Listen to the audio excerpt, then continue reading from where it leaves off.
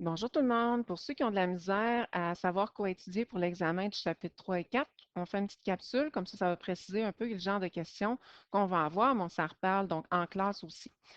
Fait que dans le chapitre 3, on a à comprendre qu'est-ce que c'est un fluide compressible et un fluide incompressible. On se rappelle qu'un fluide compressible, c'est tout ce qui est de gaz, et les fluides incompressibles, ce sont les liquides. Fait que moi, là, je vais vous demander d'en nommer des fluides compressibles et incompressibles, mais il faut se rappeler que compressible, par cœur, c'est des gaz, puis incompressible, c'est les liquides. Donc, ça se comprend, là. Donc, un gaz, ça se compresse. On est capable là, de rapprocher les particules gazeuses. Un liquide sont déjà trop près pour être compressés.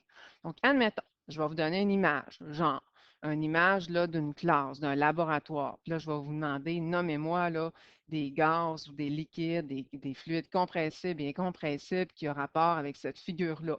Fait que comme gaz, admettons, ben, on pourrait parler, admettons, de l'oxygène qu'on respire, qu'on inspire, du CO2 que les scientifiques expirent.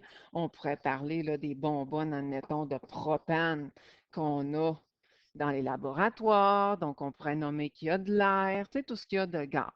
Pour ce qui est des liquides, bien, sûrement que dans notre labo, il y a de l'eau. Peut-être que les scientifiques ont emmené un lunch avec des breuvages. Peut-être qu'il y a des acides. Peut-être qu'il y a des solutions basiques. N'importe quoi. Donc, n'importe quoi en lien là, avec ce qu'il y aurait. Donc, en lien avec notre dessin, notre figure, notre photo, ça serait correct. Ensuite de ça, pour ce qui est de la force, la pression, l'air, puis la relation entre la pression et le volume d'un fluide, on va faire ça ensemble, là, le deuxième point puis le troisième point. En passant, s'il y a des points qui ne sont pas là dans la feuille d'étude, c'est qu'on n'en parlera pas à l'examen. Fait à savoir que force et pression, bien que c'est proportionnel. Force et pression, c'est proportionnel. Autrement dit, quand j'augmente la force, la pression va augmenter aussi. Inversement, si la force diminue, la pression va diminuer aussi.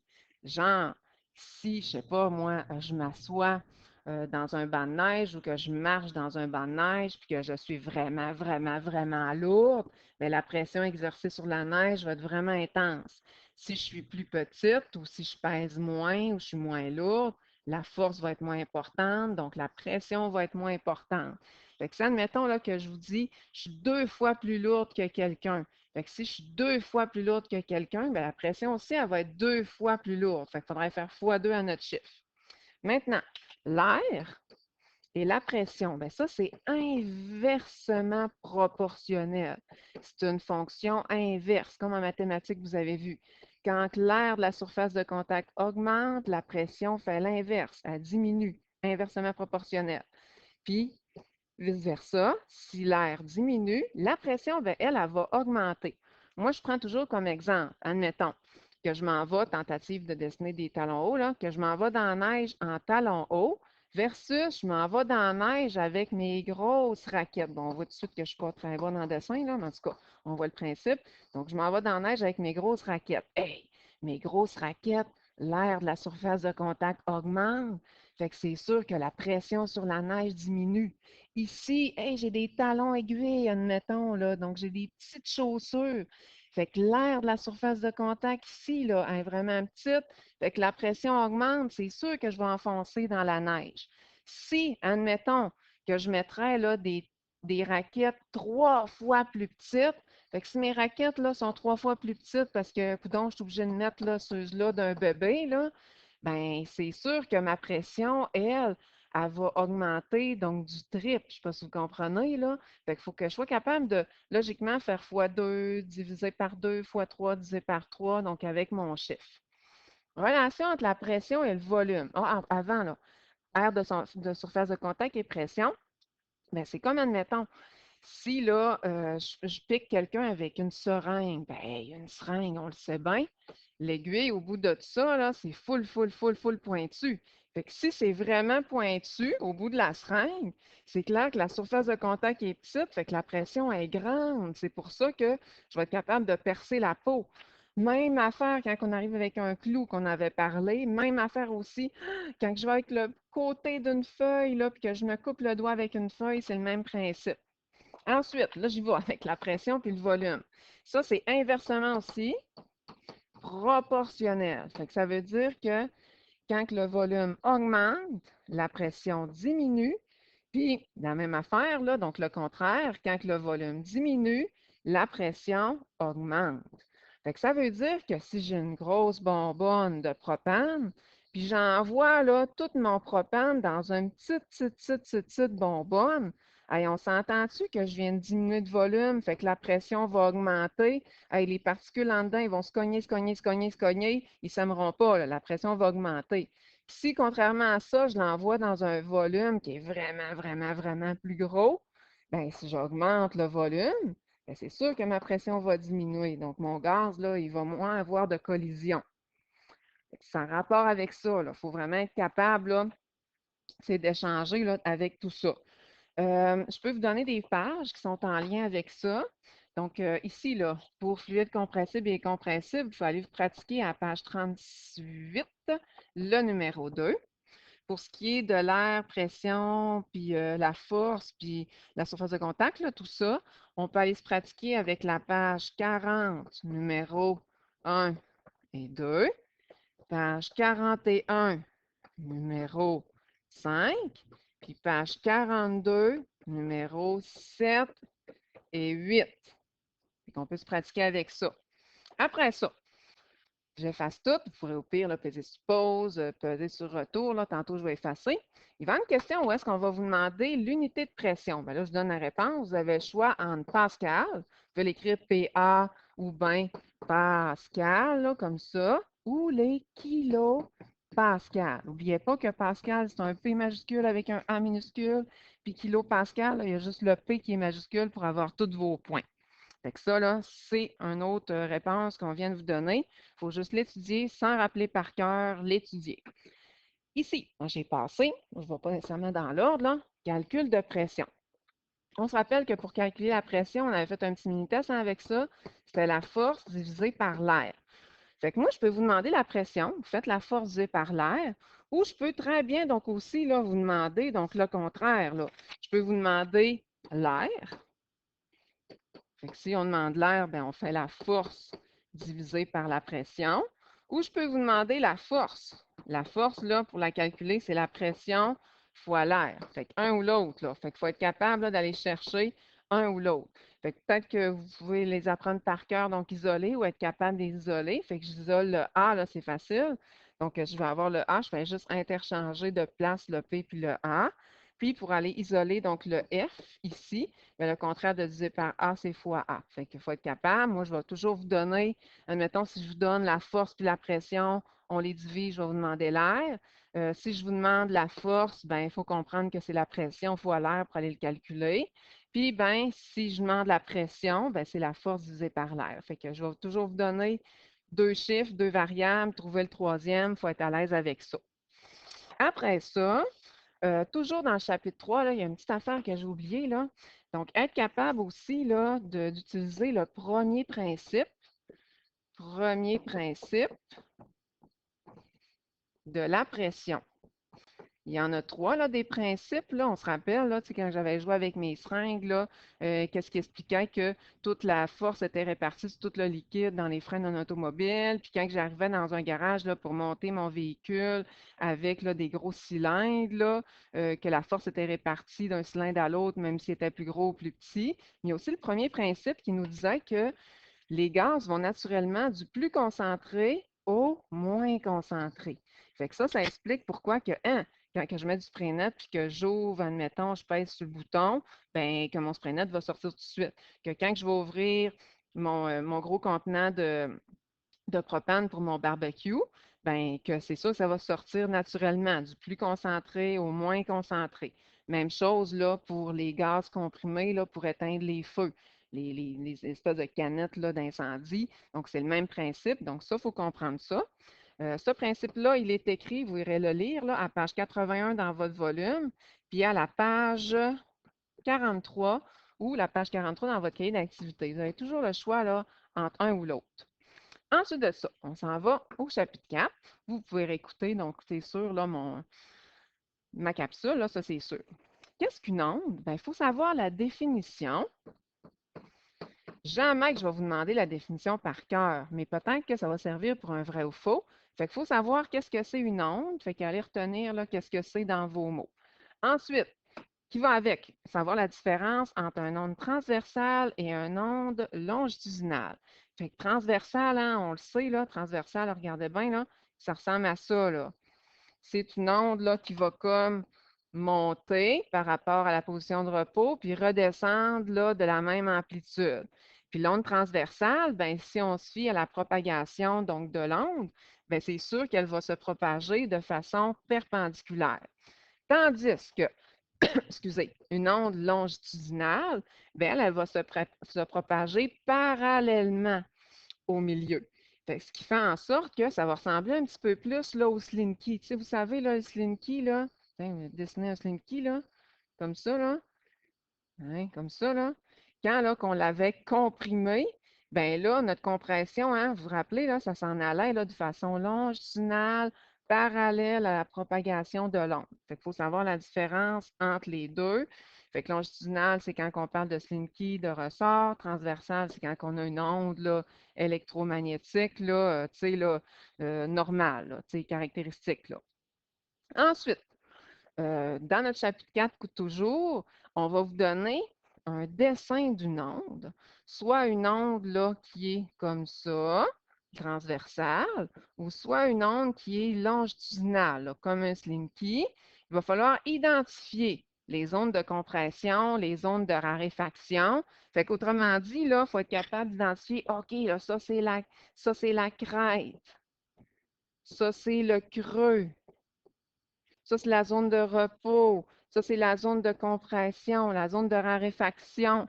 Fait que moi, là, c'est sûr que je ne donne pas les mots. Il va falloir les écrire à la bonne place. On ira voir, là, dans le volume tantôt, là, donc page 93, là, si vous voulez y aller. Mais c'est sûr que moi, je préfère, là, le résumé, là, à page 49, là. Dans votre résumé, là, il y a vraiment un beau dessin, là, qui va mettre les deux, là, ensemble. Après ça, toujours dans le chapitre 4, amplitude, longueur d'onde fréquente. Oh mon Dieu, il y a des affaires à savoir avec ça. Amplitude, c'est noté par la lettre A. Et on se rappelle que l'amplitude, ben, tu sais, là, c'est vraiment de combien, à partir de la position de repos, combien que mon onde va monter ou combien que mon onde va descendre. Pour ce qui est de l'amplitude, j'ai tout le temps de la misère à dessiner là, pour le slinky, là. Hein, comme ça. J'essaie de dessiner. Tiens, je vais me dessiner une zone là, de compression. Fait qu'une zone pour l'amplitude, pour la zone pour une onde comme ça, là, qui est longitudinale, c'est vraiment donc au niveau de la zone de compression. Donc, du début de la compression jusqu'à la fin de la compression, c'est comme en long, ben ça, c'est l'amplitude. Ensuite, on a la longueur d'onde. La longueur d'onde, c'est noté par la lettre grecque lambda. Son unité, c'est en mètres. Et la longueur d'onde, ben, on part tout le temps d'un point d'origine jusqu'à un autre point d'origine. Fait que ça, là, c'est la longueur d'onde. Ou si je veux partir ici de la zone de repos, je fais un bout vers le haut, un bout vers le bas, puis je reviens.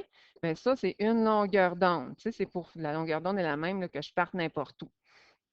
Pour ce qui est de la zone de longueur d'onde avec une espèce de slinky de ressort comme ça veut dire que je vais m'en aller du début d'une zone de compression jusqu'au l'autre début de la zone de compression. Ça va donner ma longueur d'onde. Ma fréquence est notée avec un F en cursive comme ça, et l'unité de mesure, c'est en Hertz. Quel genre de question qu'on va vous demander avec ça? Ça peut être des vrais ou faux. Est-ce que la longueur d'onde, son symbole, c'est le lambda? Est-ce que la fréquence, son unité, elle est Hertz? C'est les Hertz, puis il faut les savoir, hein. Il va falloir les associer, là, que longueur d'onde, c'est en mètres, fréquence, c'est en Hertz, donc il faut le comprendre. On peut vous donner, admettons, des dessins d'onde comme ça, puis donnez-moi la longueur d'onde, ou je vous donne deux, admettons, dessins d'onde, lequel a la plus grande fréquence, la plus grande amplitude. Tu sais, on peut avoir des questions comme ça. Fait qu'il faut vraiment, vraiment, vraiment, vraiment être à l'aise. Moi, là, j'irais vraiment faire, là, aller voir donc aussi la page 49, ça c'est sûr. Puis la page là, 50, numéro 2, numéro 3, là, j'irais vraiment les faire. Surtout la page 49 pour aller identifier ici, là, pour aller identifier donc les parties là, de creux, crête, zone de compression, tout ça, là, ce serait vraiment donc l'idéal. Ça, c'est sûr.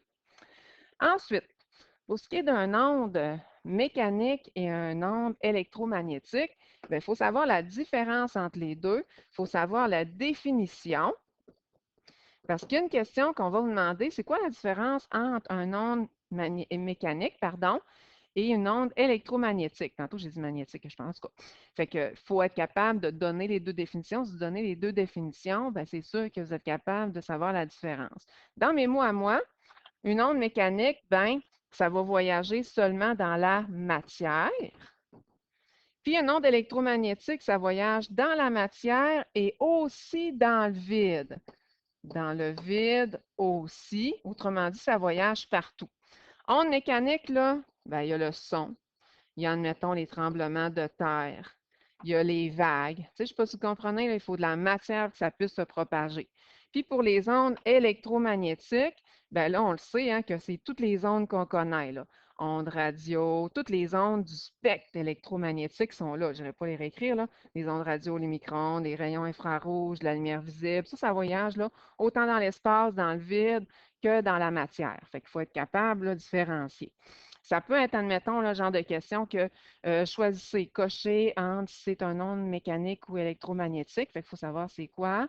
Ou nommez-moi, c'est quoi la différence entre un onde mécanique et électromagnétique. Il va y avoir beaucoup de questions là-dessus. Fait qu'il faut le savoir. Moi, j'irais faire aussi la page 52, numéro 1. Je vais vous la noter, là. Page 52, le numéro 1. Et pour le spectre là, électromagnétique, là, il va y avoir des genres de questions comme la page 52, numéro 2. Fait que ça, on va le faire tout de suite là, pour le spectre électromagnétique. Là.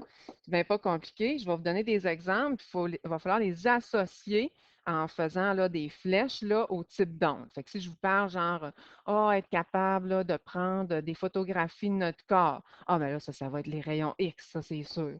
Les rayons qui servent à nous faire bronzer, ben là, vous allez faire, ah oui, c'est les rayons donc ultraviolets, fait que vous allez les associer.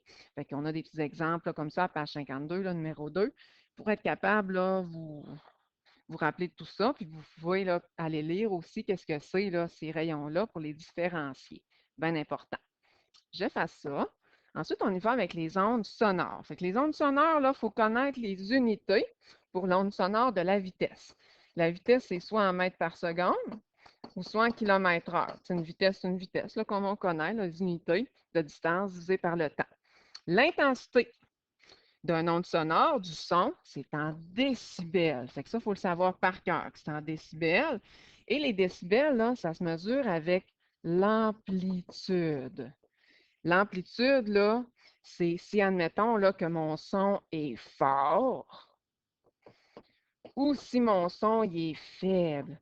Genre, on parle vraiment, vraiment fort ou on parle vraiment, vraiment pas fort. C'est ça l'intensité en décibels. Puis l'amplitude, hein, on le sait, là, ça, c'est une grande amplitude. Puis ici, ça, c'est une petite amplitude. Je ne sais pas si vous comprenez, là, c'est ça le principe. La fréquence, on va changer de couleur. Fréquence, c'est en Hertz. H-E-R-T-Z, comme ça ici. Puis la fréquence, là, c'est que si le son est aigu ou si le son est grave ou aigu, tu sais, comme les timbales là, qu'on avait vu en classe, qu'on avait écouté là, sur YouTube. Fait qu'il faut comprendre un peu ça. Ensuite, pour ce qui est de la vitesse, on sait que la vitesse d'une onde, vitesse pour la calculer, ben c'est les deux là, à côté, là. C'est dans le fond, là, ben non, pas les deux. C'est la longueur d'onde fois la fréquence qui va me donner la vitesse. Fait que si je connais la longueur d'onde fois la fréquence, je vais connaître la vitesse d'une onde. Fait qu'il faut connaître là, les deux autres là, caractéristiques pour avoir la vitesse. Ça peut vous aider là, pour un petit vrai ou faux, admettons. Ensuite, l'échelle de décibels. Fait qu'il faut savoir que, admettons, si j'ai un son qui est à, je sais pas moi, 10 décibels. Puis là, j'en ai un autre qui est à 30 décibels. Si on veut savoir combien fois plus fort que c'est, bien là, il faut que je regarde le nombre de bonds de 10 que j'ai fait. Fait que regardez bien. De là à là, j'ai un bond de 10. De là à là, j'ai un bond de 10. C'est pas 10 de plus, là. C'est 10 fois plus à chaque fois. Fait que ça veut dire de 10 décibels à 30 décibels, 10 fois 10, ben le son, là, il est 100 fois plus fort. Fait que 100 fois plus fort, là, c'est pas comme 10 plus 10, là, admettons, 20 de plus fort, admettons. Fait qu'il faut vraiment y aller, OK, j'ai des bons de 10, on va toujours faire des bons de 10. 2 fois des bons de 10, ben c'est 10 fois 10 ou 10 exposant à 2 si vous voulez. Hein? Donc 10 fois 10 qui va me donner, bien sûr, 100. Fait que ça, il faut être capable de comprendre ça. On va vous demander de faire ça. Après ça, j'efface, je vais monter un petit peu mon tableau. On va y aller avec la réflexion, les mesures des angles d'incidence et des angles de réflexion. Fait que ça, admettons que j'ai un miroir comme ça, que je vous donne la normale, qui est en pointillé, qui est une ligne imaginaire à 90 degrés, puis que je vous mettrai, admettons, là, un rayon qui arrive, un rayon incident. Puis ça, admettons que je vous dis, bah, je sais pas, moi, cet angle-là, là, je sais pas, là, il serait de 30 degrés. Bon, on sait qu'en tout, c'est censé me donner 90 degrés. Fait que ça veut dire que pour me rendre, là, c'est peut-être pas proportionnel. Mon affaire, hein, pas en tout, là, je me rends compte, c'est peut-être pas proportionnel. Fait que cet angle-là ici serait de 70, hein, parce que 90 moins 70, c'est égal à, ben, ou 90 moins 30, là, est égal à 70, ça revient à la même affaire, là, qui va donner 30 ou 70. Donc 7, 8, 9. Mon Dieu, j'étais en train de me tromper. Un peu, je me suis comme, je me suis comme mêlée dans mes affaires. Donc, c'est 90 moins 70 qui donne 20. Hey, bravo. Fait que ici, ça serait 20. Mon Dieu, je suis vraiment pas bonne, là. Mais vraiment, vraiment pas bonne, là. Mais vraiment, vraiment pas bonne. Fait que 30 moins 20, c'est ça qui m'intéresserait, là, qui donnerait 70. Je regardais mes proportions de mes angles, là, puis je trouvais que ça n'avait pas rapport. Bon, c'est ça qui m'intéresse. Là, je recommence, là, mon Dieu, tout en train de vous mêler. Fait que j'ai un 20 degrés ici, comme ça. Puis là, ben, la question, ce serait, dessine-moi le rayon qui va être réfléchi.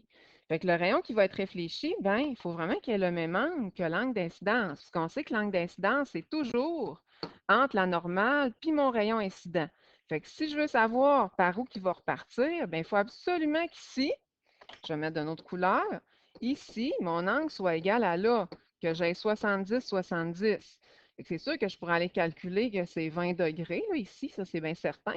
Mais si on me demande quel va être l'angle de réflexion avec un R, là, c'est un R là, ici, comme ça, ben c'est bien certain qu'il va falloir que je fasse 90 moins, 60, moins 20 qui va me donner 70.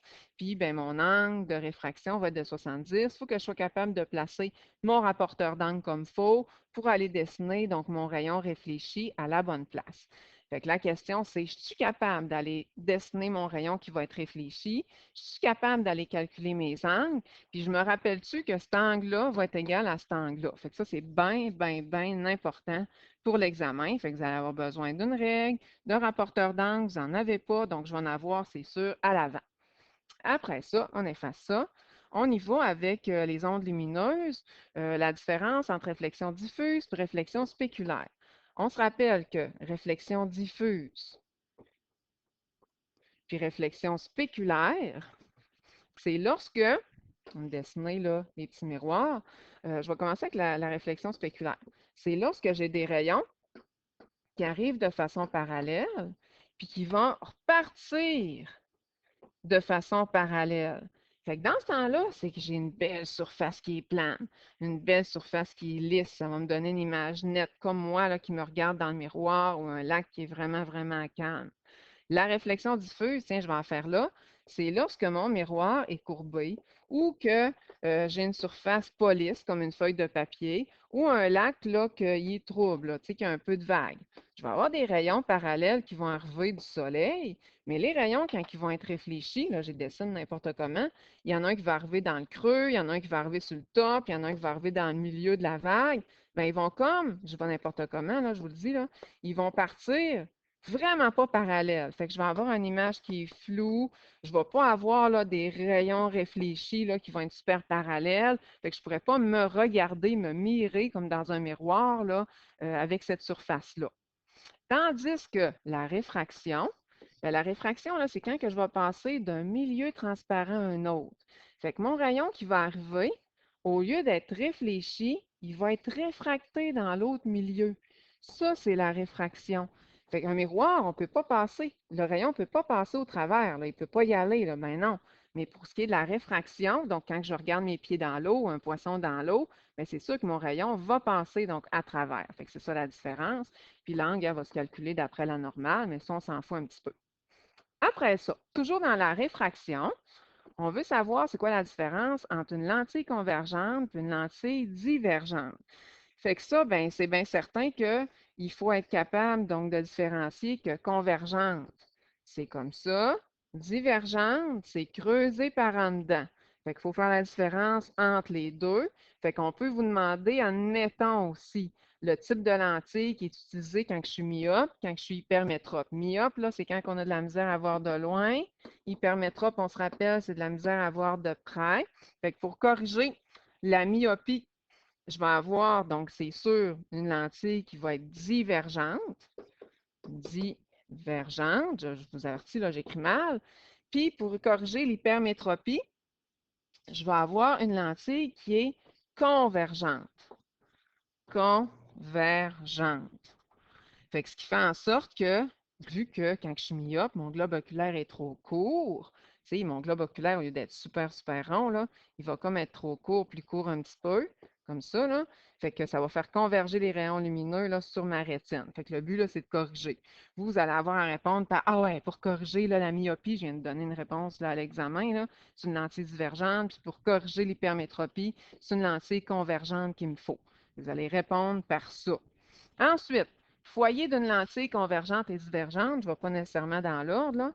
Foyer d'une lentille convergente. Fait que là, on avait vu hein, qu'une lentille convergente, c'est comme ça. Une lentille divergente, c'est de même. On va faire les deux en même temps. Quand que les rayons lumineux arrivent de façon parallèle, rendu à peu près, bon, c'est pas vraiment le cas, là, mais on va faire comme ci, là, rendu à peu près dans le milieu de la lentille, convergente, ça c'est convergente, puis ça ici c'est divergente, ben, les rayons lumineux ici, là, ça le dit, ils vont se faire converger.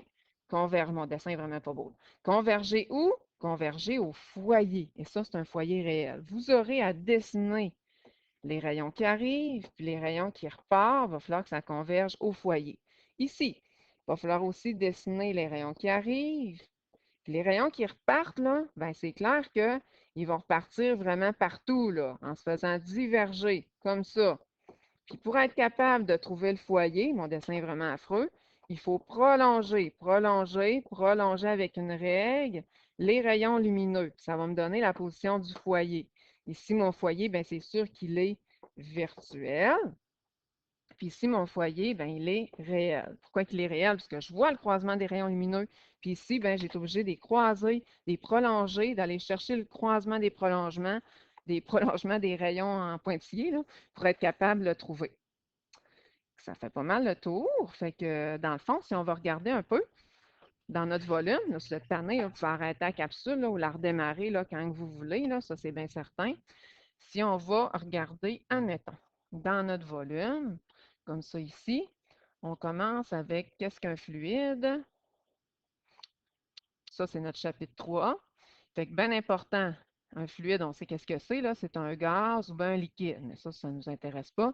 Nous autres, on veut savoir, ben, c'est quoi un fluide compressible? C'est à cette page-ci. Là, si je vais chercher le numéro de page, là, vous allez toujours le voir ici, là. À page 68, on a qu'est-ce que c'est un fluide compressible? C'est les gaz. Puis qu'est-ce que c'est un fluide incompressible? À page 69. Ça, c'est important. Fait que les pages avant, là, non. Après ça, donc, qu'est-ce que la pression? Ben, la pression, on sait là, qu'est-ce que c'est. Qu'est-ce qui est important, c'est de savoir la relation entre la pression et la force. Vous avez un exemple là, avec une personne vraiment plus lourde qui marche dans la neige, puis une personne plus légère. Fait que si la force augmente, la pression va augmenter, ça c'est important. Puis l'air de la surface de contact aussi, savoir que c'est inversement proportionnel. Vous avez un exemple ici là, avec les marcheurs, sans ou avec les raquettes. Être capable de pratiquer cette formule-là. On peut soit vous demander la pression, soit la force ou l'air. Fait qu'on a un petit exemple de calcul ici. Puis ça, c'est pas nécessaire, donc savoir ça là. Ensuite, pour la pression exercée dans les fluides, donc ça, on n'a pas besoin de la profondeur, on n'a rien besoin de tout ça. Pas besoin là, de savoir donc les unités, là, les instruments avec quoi on mesure la pression. La pression exercée par un fluide non plus, fait qu'on n'en a pas besoin. Nous autres, on va s'en aller un petit peu plus loin. Ici, par exemple, le volume et la pression. Donc, on sait que quand le volume augmente, la pression diminue. Si le volume diminue, la pression va augmenter. Donc, c'est inversement proportionnel. Ça nous intéresse. Regardez, c'est le contraire. Donc, ici aussi, là, pour un fluide. On s'était dit hein, que plus on monte en altitude, plus la pression descend, plus le volume donc, va augmenter. On s'était déjà dit ça. Pression atmosphérique, on n'a pas besoin donc de l'apprendre, pas besoin d'apprendre qu'est-ce que c'est un baromètre. Le principe, il y a juste le premier principe ici qui nous intéresse, que la pression, ça va toujours du plus élevé au moins élevé, juste le premier principe. Le deuxième, on n'a pas besoin. Le troisième non plus. Les mécanismes naturels, on n'en a pas besoin non plus pour notre examen. Fait qu'on voit qu'on tombe déjà donc, dans notre chapitre 4. Fait qu'il n'y a pas grand-chose donc, à savoir là, dans le chapitre 3. Je m'en vais avec vous autres dans le chapitre 4 pour faire le tour rapidement. Comme ça, vous étudiez dans le volume, vous allez savoir quoi étudier. Qu'est-ce qu'une onde? Ben oui, il faut savoir la définition, puisqu'il va y avoir des vrais ou faux là-dessus. Ensuite de ça, une onde transversale, savoir la différence d'une onde transversale et une onde longitudinale. On a une définition ici, puis on voit à quoi que ça ressemble. Être capable d'identifier la crête, le creux, la position de repos, ça c'est important. Onde longitudinale, donc savoir à quoi que ça ressemble. Être capable d'identifier les zones de compression, les zones de raréfaction, puis que ça se déplace hein, de façon parallèle au déplacement du milieu.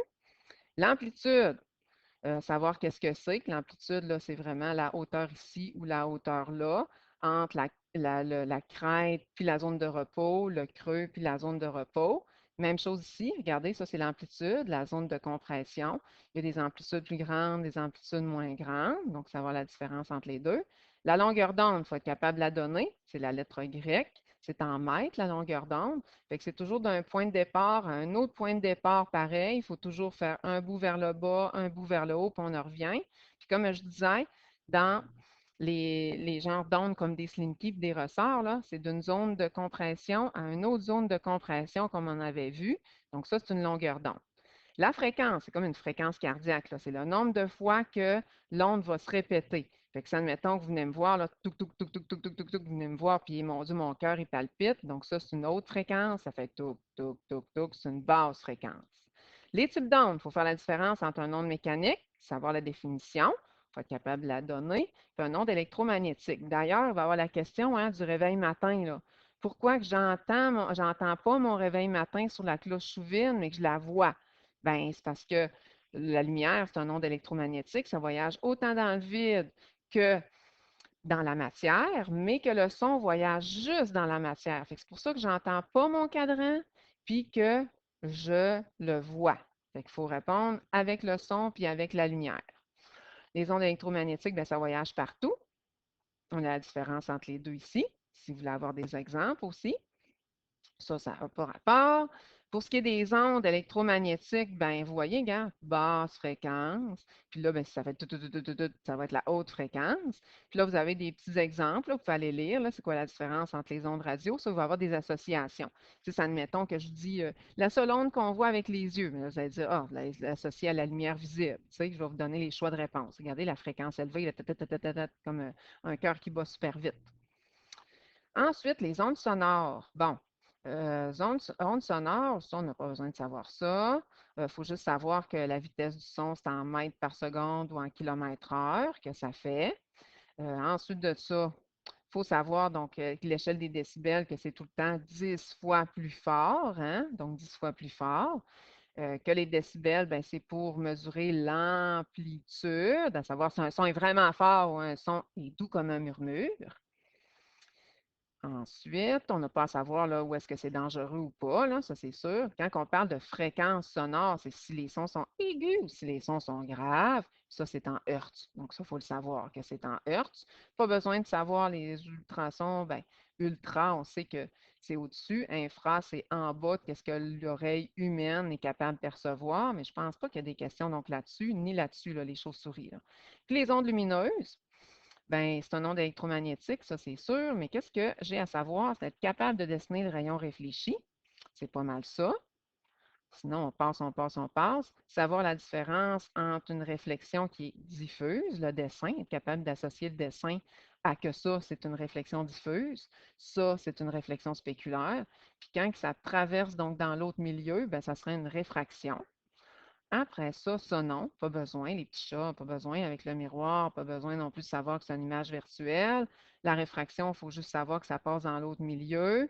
Les lentilles, ben juste savoir c'est quoi la différence entre une lentille convergente puis divergente. Ceux-là, ici, là, on n'a pas besoin de savoir ces deux-là, ces deux-là, ni le symbole, juste les formes ici. Puis, savoir que, ça converge au foyer, ça, il va falloir être capable de dessiner ça. Être capable de dessiner ça pour aller trouver le foyer, donc ici, qui est virtuel dans ce cas-ci. Ça, non, vraiment pas, là. Les rayons, là, les trois rayons principaux, vraiment pas. Si on passe, jamais, hein, on s'était dit là, que jamais qu'on allait toucher à ça. Puis savoir que la myopie, quel genre de lentille que je vais prendre. Comme là, ici, là, je vais prendre une lentille divergente. Je voulais mon crayon marqueur. Divergente, je ne l'aurais pas, hein, mon crayon marqueur. Divergente pour être capable de corriger ça. Et ici, l'hypermétropie, ben, c'est une lentille qui est convergente ici. Et c'est tout. Donc, après ça, là, on a fini. Si on s'en va dans notre cahier d'activité, je pense que dans la section, là, on est rendu dans les caractéristiques des ondes, là. J'aimerais ça aller chercher là, au du chapitre 3. Caroline, je l'ai ici. Fait que dans le chapitre 3, moi, j'irai directement là, à la page 38. Tu sais, là, la page 38 est hot parce que là, on a des fluides compressibles, des fluides incompressibles. Moi, c'est ce numéro-là que j'aimerais. Je vais regarder ça. Après ça, bon, ça, ben, c'est sûr que c'est la formule, là, mais il faut être capable de l'appliquer, fait qu'il y a plus ou moins rien d'important là-dedans. Oh, à la fiche 11, là, il y a le numéro 1 qui m'intéresse, le numéro 2 qui est intéressant pour l'examen. Hein, ça, c'est sûr. Puis si je mets 3 fois plus d'eau, ben, la pression va être divisée par 3. Donc, je pourrais, admettons, la diviser par 3. Si, là, admettons que la surface de contact est 3 fois plus petite, ben, la pression ben, va être 3 fois plus grande. Fait que je vais faire un fois. Il faut être capable de savoir logiquement là, comment que la pression va se faire. Ici, donc être capable de faire des petits calculs comme ça, mais je ne vous demanderai pas la démarche. Je vais juste vous demander la réponse. Pas besoin de retenir les unités non plus. Oups, j'ai passé une petite page vraiment vite. Ça, oui. Donc, le numéro 5 là, c'est savoir un peu, là, ben, si une personne s'assoit sur une chaise, ben, ça augmente la pression. Fait que, tu sais, faites comme comparer, là, si la chaise, elle s'enfonce-tu plus, admettons, dans le sable, si on est assis dans le sable ou moins. Fait que oui, là, si une personne est assise et elle est pesante, ben, la chaise va s'enfoncer dans le sable, ça, c'est sûr. Après ça, un autre exemple au numéro 6 ici, pour aller calculer la pression. Puis là, on vous demande la force. Numéro 7, c'est le fun là, pour comparer la surface de contact puis la force. Numéro 8, oui, pour comprendre là, le lien entre force, surface de contact, pression, aller refaire ça. On les avait déjà toutes faites ensemble, mais tu sais, le refaire, ça ne peut pas faire de mal. Puis savoir le lien entre le volume et la pression. Fait que dans un fluide compressible, là, fait que volume, ben, vous pouvez savoir que c'est inversement proportionnel avec la pression. Puis savoir le premier principe, pas le deuxième ni le troisième non plus. Après ça, non, il n'y a pas de question donc à l'examen comme ça. Ça, ben peut-être lui, là, le A, à cause que c'est avec le premier principe, mais pas les autres non plus. Puis on tombe dans les questions donc supplémentaires. Fait que, tu sais, ça ressemble pas mal à ça, là. Puis dans notre chapitre 4, les caractéristiques des ondes, il faut savoir que l'amplitude, c'est un A, la longueur d'onde, c'est une longueur d'onde là, avec cette lettre-là, la fréquence, c'est en Hertz, et il y a ça, là. Ça va être pareil à l'examen, là. Identifier les parties d'un onde transversale puis un onde longitudinale. Être capable de les refaire, de les apprendre par cœur, ça, c'est sûr. Ça, non. Numéro 1, non. Numéro 2, oui. Fait que numéro 2, là, genre de questions qu'on va voir de même. Numéro 3, on va vous demander lequel entre ces deux ondes-là a la plus grande amplitude. Ben, ça serait elle, là. Puis lequel a la plus grande longueur d'onde. Ça serait elle, admettons. Puis être capable d'y aller aussi avec les ondes longitudinales. Fait que pratiquez-vous avec ces numéros-là pour être à l'aise. Onde électromagnétique, ben, savoir la différence entre une onde mécanique et une onde électromagnétique, on va vous demander comme la définition, il faut les savoir par cœur.